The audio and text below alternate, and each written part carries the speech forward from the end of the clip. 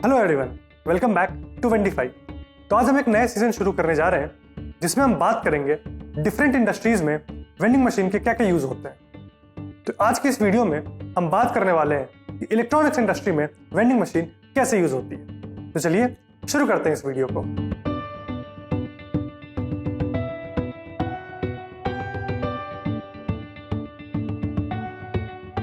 हमने देखा है कि आजकल इलेक्ट्रॉनिक्स पर हमारी जिंदगी कितना ज्यादा डिपेंड करती है। रोज की चीजों में भी इलेक्ट्रॉनिक्स का बहुत बड़ा योगदान होता है। तो चलिए अब बात करते हैं यूसेज आइटम्स की जो वेंडिंग मशीन में डाले जा सकते हैं। हम अपनी लाइफ में रेगुलर बेसिस पर काफी सारी चीजें यूज करते हैं, चाहे वो एक छोटी सी बैटरी हो या एक बड़ा सा लैपटॉप। हमारी लाइफ इलेक्ट्रॉनिक्स पर बहुत ज्यादा डिपेंड करती है, जैसे कि batteries, chargers, earphones, power banks, cables, pen drives, SD cards और भी काफी सारी चीजें। अगर हम बात कर लें कंट्रीज जैसे USA, चाइना, जापान, तो इन सारी कंट्रीज में इलेक्ट्रॉनिक्स आइटम का वेंडिंग मशीन में दिखना बहुत कॉमन है। पर अगर हम इंडिया की बात कर लें तो ये हमें देखने को नहीं मिलता। अगर हिस्ट्री की बात करें तो काफी टाइम पहले हमें कोई भी सामान लेने के लिए बहुत दूर जाना पड़ता था, पर जब से ग्लोबलाइजेशन आई इसके बाद से ये सारी चीजें दूर हो गई और हमें सारा सामान एक ही मार्केट प्लेस पर मिल जाया करता था। थोड़े टाइम बाद ये चीज भी दूर हो गई और हमने ऑनलाइन सामान मंगाना शुरू कर दिया। पर शुरुआत की बात करें तो ऑनलाइन ऑर्डर करने में भी हमें डिलीवरी में 7 से 10 दिन का टाइम लग जाता था। जैसे कि पहले हमने बात करी कि इलेक्ट्रॉनिक्स की जरूरत हमें काफी ज्यादा होती है, और आज भी अगर हमें कोई इलेक्ट्रॉनिक्स चाहिए होता है तो या तो हमें कोई स्टोर ढूंढना पड़ता है या ऑनलाइन ऑर्डर करके मंगाना पड़ता है। अभी तक इसका कोई इंस्टेंट सोल्यूशन नहीं बना है।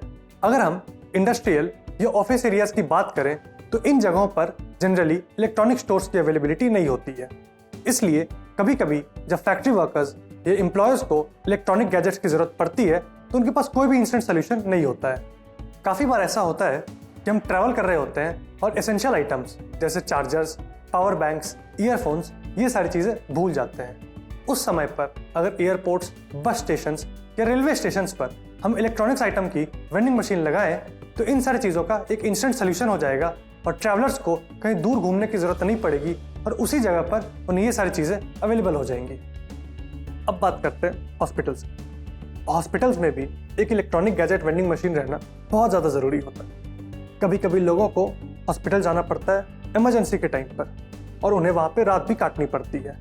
इस केस में अगर हम हॉस्पिटल्स में इलेक्ट्रॉनिक गैजेट वेंडिंग मशीन लगाएंगे तो लोगों को चार्जर्स और पावर बैंक्स की दिक्कत नहीं फेस करनी पड़ेगी और उन्हें आराम से हॉस्पिटल्स में ही ये सारी चीज़ें मिल जाएंगी। तो अब बात कर लेते हैं कॉन्स की। तो इलेक्ट्रॉनिक गैजेट वेंडिंग मशीन का सबसे बड़ा नुकसान एक बिजनेस साइड पे आ जाता है, क्योंकि इलेक्ट्रॉनिक गैजेट वेंडिंग मशीन में आपके सेल्स उतने नहीं होंगे जितने सेल्स आपके फूड या स्नैक वेंडिंग मशीन में होते हैं। पर एक और बात का ध्यान रखना बहुत ज़्यादा ज़रूरी हो जाता है कि जितने प्रॉफिट मार्जिन आपकी इलेक्ट्रॉनिक गैजेट वेंडिंग मशीन से आएंगे उतने प्रॉफिट मार्जिन आपके food and snacks vending machine से नहीं आने वाले हैं। तो बिजनेस और प्रॉफिट मार्जिन की बात करें तो इन दोनों में काफ़ी ज़्यादा डिफरेंस आ जाता है। तो इस बात का भी हमें ध्यान रखना होगा। आई होप आपको आज कुछ नया सीखने को मिला होगा और आपके क्वेश्चंस का इंतजार हम कमेंट बॉक्स में ज़रूर करेंगे। वेंडीफाई के बारे में और जानने के लिए www.vendify.in पर विजिट करें। धन्यवाद, मिलते हैं अगली वीडियो में।